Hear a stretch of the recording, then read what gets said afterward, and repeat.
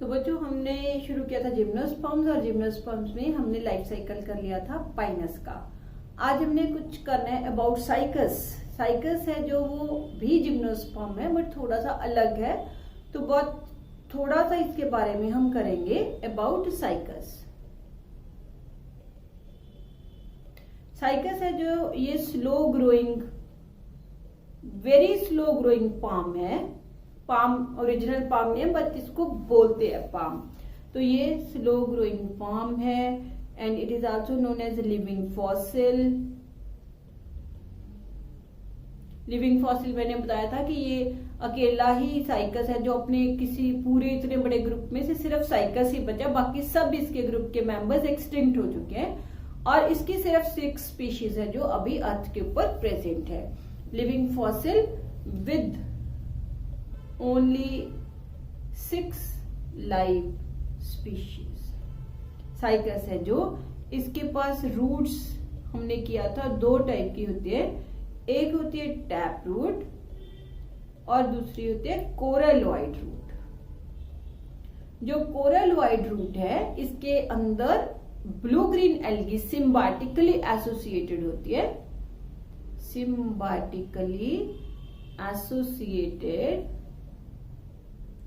blue green algae which helps in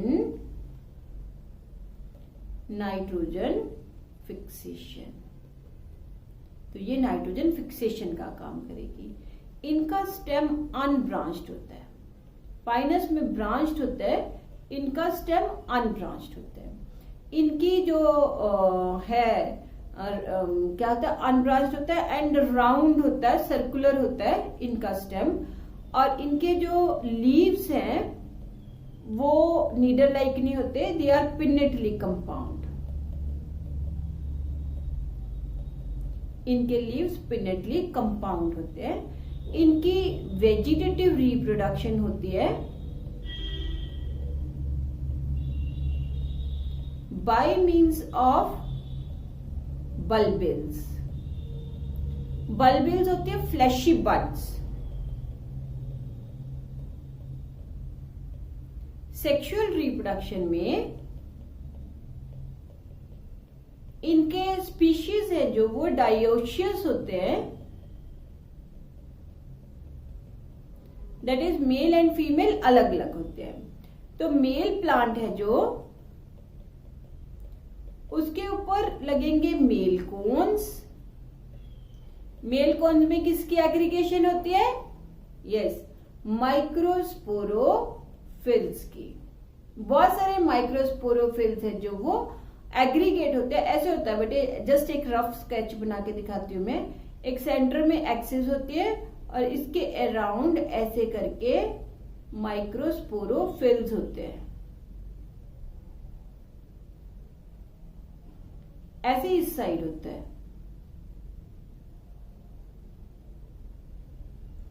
ठीक है, ऐसे इस साइड होता है। तो ये एक माइक्रोस्पोरोफिल है, ये दूसरा माइक्रोस्पोरोफिल है, ये तीसरा माइक्रोस्पोरोफिल है। तो ये पूरा एक स्ट्रोबिलस या कोन बन गया, इसको स्ट्रोबिलस भी बोल देते हैं। माइक्रोस्पोरोफिल के अंदर क्या होगा, यहाँ पे माइक्रोस्पोरेंजिया होंगे। वही सेम कहानी, माइक्रोस्पोरेंजिया में माइक्रोस्पोर मदर सेल्स होंगे जो डिप्लॉयड हो जाएंगे। इनमें फिर मियोसिस हो जाएगी और मियोसिस के बाद बनेंगे मियोस्पोर्स। ये जो मियोस्पोर्स हैं ये बनाएंगे मेल गेमिटोफाइट। जिम्नोस्पर्म्स के केस में, सारे जिम्नोस्पर्म्स के केस में गेमिटोफाइट बहुत छोटा होता है, बहुत ही छोटा गेमिटोफाइट होता है और वो पैरासाइट होता है ऑन स्पोरोफाइट। तो gametophytes in gymnosperms they are small and parasites on sporophyte. Male gametophyte है जो ये बनाएगा मेल गैमीट्स। इनके जो मेल गैमीट्स है ना बेटे, दे आर मल्टीफ्लैजिलेटेड। ये एक खास कैरेक्टर आ गया, मल्टीफ्लैजिलेटेड। हालांकि पाइनस के हमने बोले थे मेल गैमीट्स नॉन मोटाइल होते हैं, इसके मेल गैमीट्स हैं जो वो मल्टीफ्लैजिलेटेड होते हैं। और अब ले लें हम ऐसे होते हैं इनके मेल गैमीट्स। ये इनके फ्लैजेला हैं सारे ऐसे, दीज आर फ्लैजेला। और फीमेल कोन्स नहीं होते साइकस में, cycas has no female cones.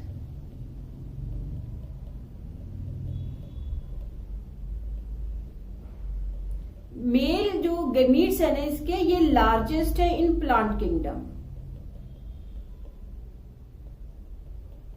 Mail gametes are largest in plant kingdom. Cycas के पास कोई फीमेल कोन नहीं होता, इंस्टेंट मेगास्पोरोफिल्स होते हैं।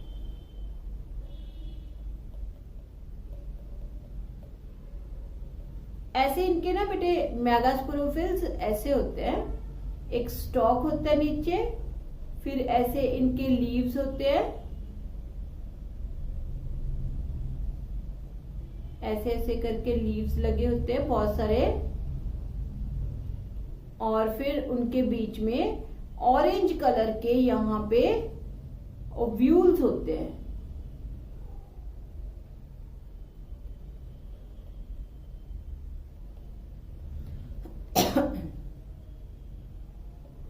ठीक है, तो मेगास्पोरोफिल के पास क्या है, ओव्यूल। और ओव्यूल हमने बोला था क्या होता है, मेगा सुपरेंजियम होता है। सेम जो हमने पाइनस में बनाया था कि ये जो ओव्यूल है इसके पास ये इंटेगुमेंट्स है, integuments are not complete leaving a pore known as micropyle, और इसमें ये सारा न्यूसेलस होता है। This is all nucellus. अब न्यूसेलस में एक मेगास्पोर मदर सेल सेम है ना, एक मेगास्पोर मदर सेल यहां पे डेवलप हुआ, उसमें मियोसिस हुई, 4 बन गए, 4 में से 3 डीजेनरेट हो गए, एक फंक्शनल मेगास्पोर बच गया। वो फंक्शन न्यूसेलस में मेगास्पोर मदर सेल ये डिप्लॉयड है, ये सेम पाइनस जैसा ही है। ठीक है, पाइनस के पॉलन ग्रेन्स क्या थे, वो थे विंग्ड है ना, इसके पॉलन ग्रेन्स विंग्ड नहीं है। इसमें मियोसिस हुई मेगास्पोर मदर सेल में, मियोसिस के बाद इन्होंने बनाया मेगास्पोर, 4 बने, only 1 is functional.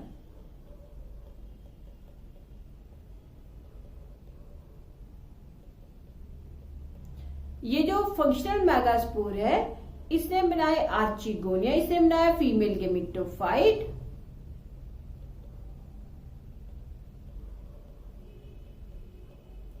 Female gametophyte के अंदर आर्चिगोनिया, आर्चिगोनिया के अंदर female gamete, that is egg. तो एग है जो, ओव्यूल भी इसका लार्जेस्ट होता है एंड एग भी लार्जेस्ट है। Female gamete and ovule both are largest.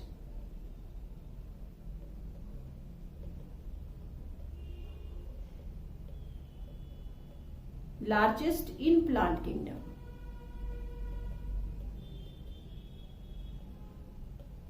ठीक है, उसके बाद बेटे फर्टिलाइजेशन हो गई। फर्टिलाइजेशन के बाद ovule is converted into seed,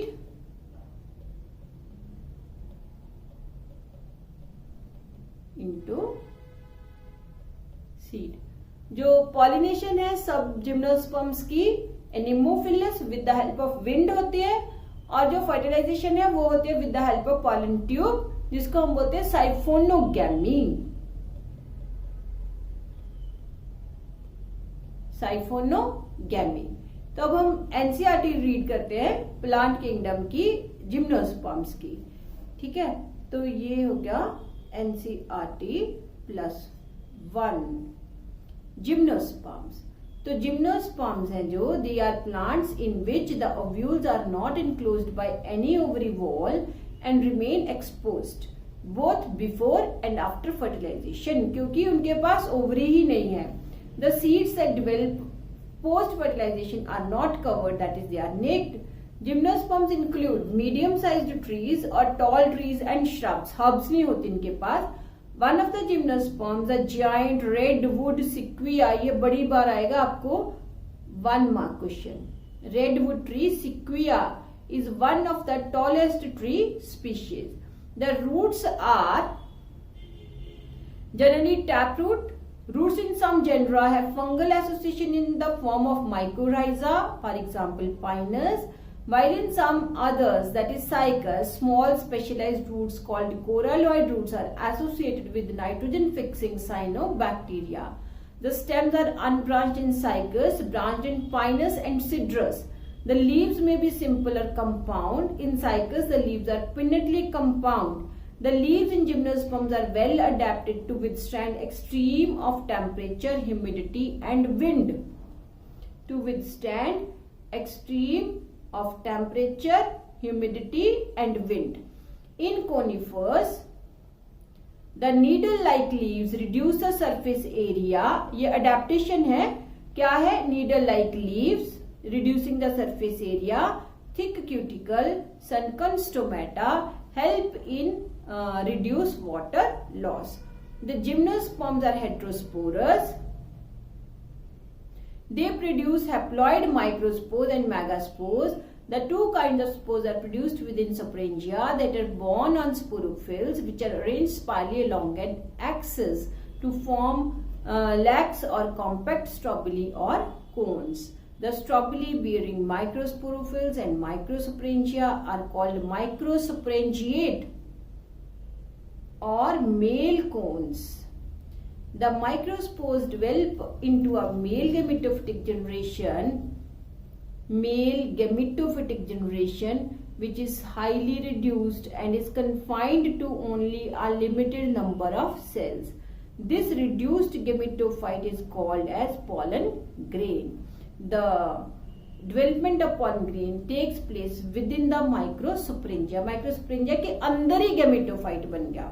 The cones bearing megasporophylls with the ovules or megasporangia are called macrosporangiate or female cones. The male or female cones or strobili may be born on the same tree, for example Pinus monoecious जिसको हमने बोला था, or on different trees, Cycas. The megaspore mother cell is differentiated from one of the cells of the nucellus. The nucellus is protected by envelopes and the composite structure is called ovule. Protection किसके through है? कौन करता है उसको protect nucellus को? Integuments. इनवेल्प्स को क्या बोला हमने? इनको बोला हमने integuments. The ovules are borne on megasporophylls which may be clustered to form the female cone. The megaspore mother cell divides meiotically to form 4 megaspores. One of the megaspores enclosed within the megasporangium develops into a multicellular female gametophyte that bears 2 or more archegonia or female sex organs. मतलब archegonia इनमें present होते हैं. Multicellular female gametophyte is also retained within megasporangium. ठीक है, दोनों ही अपने अपने sporophyte के अंदर है. Unlike bryophytes, the pteridophytes in gymnosperms, the male and female gametophytes do not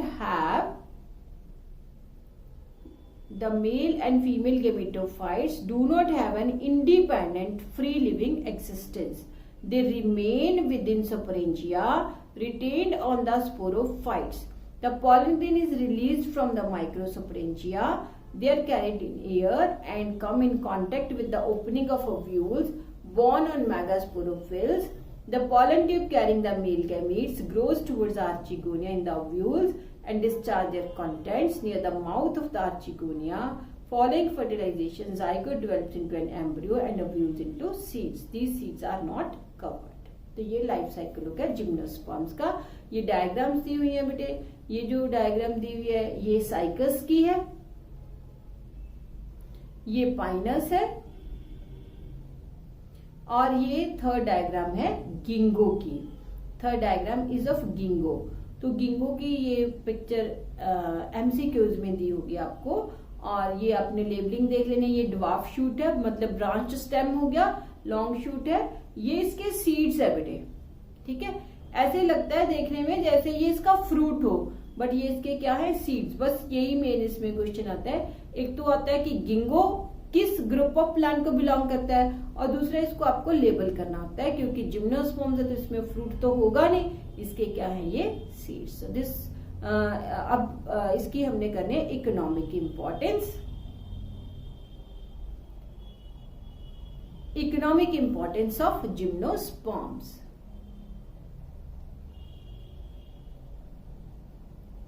economic importance में जिम्नोस्पर्म्स है जो, some gymnosperms they are used as food,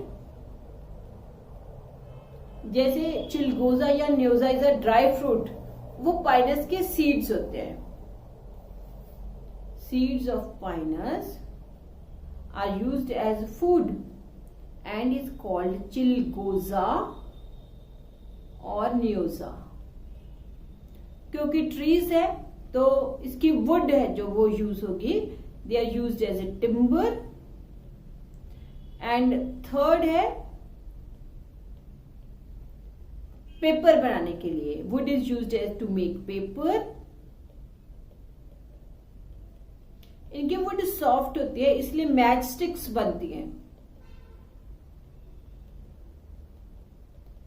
इनके ट्रीज में से रेजिन निकलता है, गम्मी सा सब्सटेंस निकलता है। तो resin of gymnosperms is used to make rosin. rosin sealant होता है, सील कर देता है गैप्स को, सीलेंट। एंड टर्पेंटिन, टर्पेंटिन तारपिन का तेल, टर्पेंटिन ऑयल वो बनते हैं जो ऑयल पेंटिंग्स वगैरह में डालते हैं, या ये जो पेंट्स करते हैं हम, पेंट को डिसॉल्व करने के लिए टर्पेंटिन ऑयल डालते हैं। देन एक जिम्नोस्पर्म्स है एफिड्रा। एफिड्रा है जो that is used to cure respiratory elements.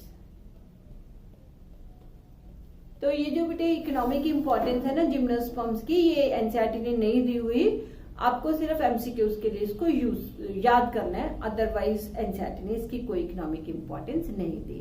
This is all about the gymnosperms. Life cycles है तो थोड़ा वैसे तो सबके सेम सही है, स्पोरोफाइट से शुरू हुआ तो गेमेटोफाइट बना देगा, गेमेटोफाइट से शुरू हुआ तो स्पोरोफाइट बन जाएगा।